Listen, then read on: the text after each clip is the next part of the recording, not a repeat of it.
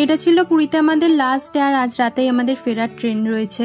আর আজকে আমরা যতক্ষণ এখানে আছি সারাদিনের আর এক্সট্রা অন্য কোনো প্ল্যান নেই। ভেবেছি সারাদিন রিল্যাক্স করবো আর একটু এদিক ওদিক ঘুরে বেড়াবো। তাই সকালবেলা উঠে রেডি হয়ে বেরিয়ে পড়েছিলাম ব্রেকফাস্ট করতে। প্রথম দিন পুরীতে এসে যে রেস্টুরেন্টটায় খেয়েছিলাম সেই রেস্টুরেন্টেরই আর একটা আউটলেটে গেছিলাম আজকে। ওখানে গিয়ে নিয়েছিলাম একটা ইডলি, একটা ধোসা, আর লাস্টে নিয়েছিলাম একটা চিকেন স্যান্ডউইচ। আর এখানে প্রত্যেকটা খাবারের টেস্টই খুব ভালো। তারপরে ওখানে খাওয়া দাওয়া করে বেরিয়ে আমরা চলে গেছিলাম সোজা সি বিচে। প্ল্যান ছিল একটু ঘুরে ওখান থেকে ডিরেক্ট হোটেলে চলে আসবো, কিন্তু ওখানে গিয়ে ওয়েদারটা বেশ ভালোই লাগছিল, তাই এই চেয়ারগুলো রেন্ট নিয়ে বসে পড়েছিলাম। আর আগে তো বললামই আমাদের আজকে কোনো প্ল্যান ছিল না, তাই এখানে বসে বসেই রিল্যাক্স করছিলাম। আর নিজেকে হাইড্রেট রাখার জন্য খেয়ে নিয়েছিলাম শশা। তারপরে আবার এই মিষ্টিগুলো দেখে একটু খেতে ইচ্ছা করছিল বলে ওখান থেকে নিয়েছিলাম মদন মোহন। ওখান থেকে আমি শুধু একটু টেস্ট করেছিলাম আর খেতে বেশ ভালোই ছিল। তারপরে হোটেলে ফেরার আগে ভাবলাম একবার সমুদ্রের জলে পা ডুবিয়ে আসা যাক। এরপরে আবার কবে আসবো কি জানি, তবে ইচ্ছা রইল আবার খুব তাড়াতাড়ি আসার।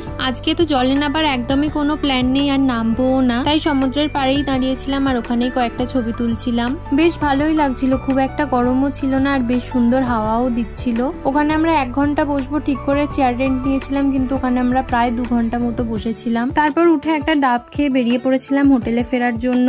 এখনো আমাদের টুকটাক লাস্ট মিনিট শপিং কিছু বাকি ছিল, তাই সেগুলোই করছিলাম। আর ঘুরতে ঘুরতে এই শাড়িটা খুব পছন্দ হয়েছিল দেখে তাই ভিতরে ঢুকে একটু দেখছিলাম। তারপরে ওখান থেকে বেরিয়ে সোজা চলে গেছিলাম গাঙ্গুরামে জিবে গজা কিনতে। আর পুরী এলে এটা তো সবার জন্য নিয়ে যাওয়া একদম মাস্ট, তাই একটু বেশি করেই সবার জন্য নিয়েছিলাম। আর তারপরে ওখান থেকে সোজা চলে গেছিলাম একদম হোটেলে।